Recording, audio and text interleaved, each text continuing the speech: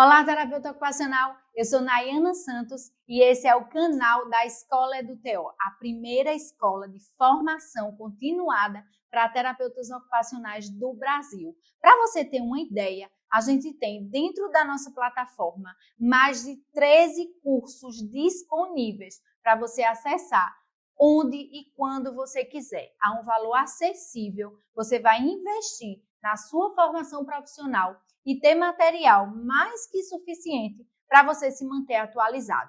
Acesse agora o nosso site e faz a tua assinatura.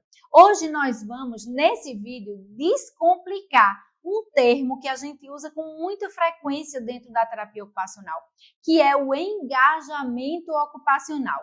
Você sabia que engajamento ocupacional não é a mesma coisa que desempenho ocupacional? Esses dois termos não são sinônimos e é exatamente sobre isso que conversaremos nesse vídeo de hoje. Antes de mais nada, se inscreve no canal, deixa o teu like, compartilha esse vídeo para quem você acha que vai gostar desse conteúdo e vem comigo.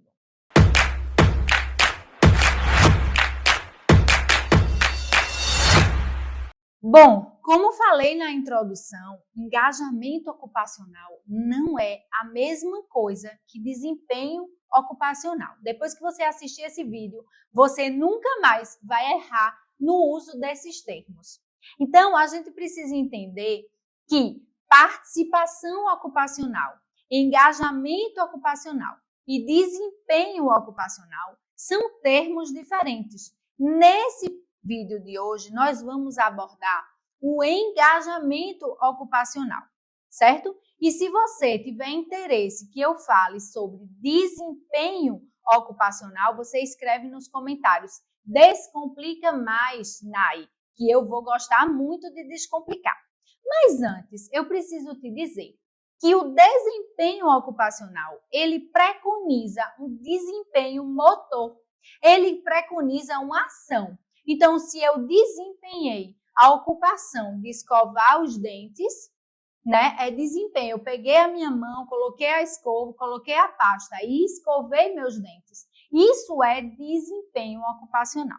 Agora, imagina se eu tenho uma pessoa com esclerose lateral amiotrófica, já no estado avançado, que não é possível mais para ela segurar a escova de dente. Mas é possível para ela dizer o horário que ela quer participar dessa ocupação, que é possível para ela escolher o sabor da pasta de dente que ela vai utilizar, é possível para ela escolher a pessoa que vai precisar executar essa ocupação, a forma como essa ocupação vai ser executada. Eu, por exemplo, Nayana, começo a escovar meus dentes aqui embaixo, nos meus dentes de baixo, inferiores. Depois, os dentes de cima, e só depois, assim, ó, nesse movimento de vai e vem. Essa é a forma que eu costumo fazer. E se um dia eu precisar que alguém execute essa ocupação por mim, eu gostaria que essa pessoa executasse dessa maneira. Isso, gente, é participação ocupacional. Ela não precisa que o indivíduo faça a ocupação com seus próprios membros, utilizando a sua força, utilizando a amplitude de movimento, utilizando não necessariamente recursos cognitivos, mas pode também essa pessoa estar numa ocupação, participando de uma ocupação, utilizando seus construtos cognitivos. Deu para entender mais ou menos essa diferença?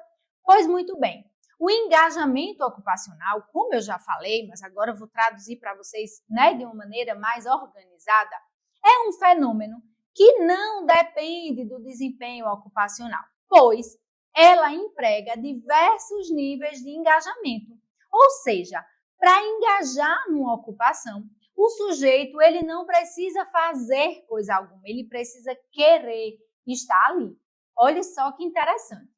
No engajamento ocupacional, nós colocamos em primeiro plano as dimensões subjetivas, afetivas e cognitivas do fazer.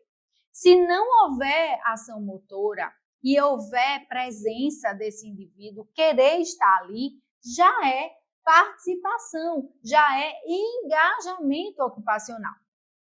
E o engajamento na ocupação abrange não apenas o desempenho observável dos indivíduos, mas também suas reações subjetivas à atividade e aos objetos com os quais estão ocupados. Lembra do exemplo que eu falei de escovar o dente? Pois muito bem, isso é engajamento ocupacional. Lembra que eu falei o querer escovar o dente em uma determinada hora, mesmo que esse indivíduo não vá executar a ação motora de escovar os dentes? Ou seja, no engajamento ocupacional, o valor emocional de se fazer algo significativo, somado à sensação de controle, supera a necessidade das manifestações físicas. Então, se eu tenho um indivíduo que por conta de uma doença ou de um transtorno mental grave, por exemplo, uma pessoa com esquizofrenia que esteja com sintomas catatônicos, é importante que a gente, por exemplo, quebre aí a privação sensorial que esse indivíduo está, né? Oferecendo para ele estímulos agradáveis. E como é que a gente vai saber os estímulos agradáveis se ele não fala? Perguntando a um familiar, coletando o repertório ocupacional e colocando ele em ocupações que a gente sabe previamente que são significativas. Então, tem alguns elementos essenciais ao engajamento ocupacional que eu quero que você preste muita atenção. Para o que tu está fazendo agora e se liga nisso aqui que eu vou te dizer. Então, são elementos essenciais ao engajamento ocupacional a associação de significado com a ocupação, então o significado, se aquilo faz parte do repertório desse indivíduo, isso precisa estar no engajamento ocupacional. O interesse investido pela pessoa, motivação, gente, eu quero fazer, eu preciso fazer, aquilo ali fala sobre saúde para mim, aquilo ali me traz bem-estar, precisa ser levado em consideração. A autodeterminação é outro elemento essencial, ou seja, a pessoa decide, certo? Mesmo que ela não desempenhe, ela decide. E um sentimento de responsabilidade.